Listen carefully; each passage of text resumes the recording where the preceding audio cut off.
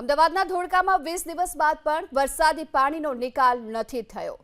ધોળકાના જલાલપુર વજીફાને વરસાદી પાણીએ બાનમાં લઈ લીધું છે અને જલાલપુર વજીફા ગામમાં 20 દિવસ થઈ ચૂક્યા છે। હજુ પણ આ પાણી ભરાયેલા જોવા મળી રહ્યા છે। પાણી ઓસરવાનું નામ નથી લઈ રહ્યા।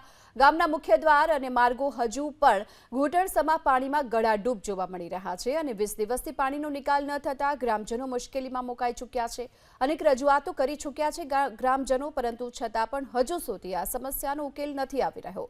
વધુ વિગતો મેળવીએ સંવાદદાતા હિરેન રાજગુરુ આપણી સાથે જોડાઈ ચૂક્યા છે। હિરેન, 20 દિવસથી લોકો સતત આ પાણીની વચ્ચે રહેવા માટે મજબૂર છે। પ્રશાસન તરફથી કોઈ કામગીરી છે? શા માટે પ્રશાસન કોઈ કામગીરી કરતું નથી અને રજૂઆતો ધ્યાન પર નથી લઈ રહ્યું?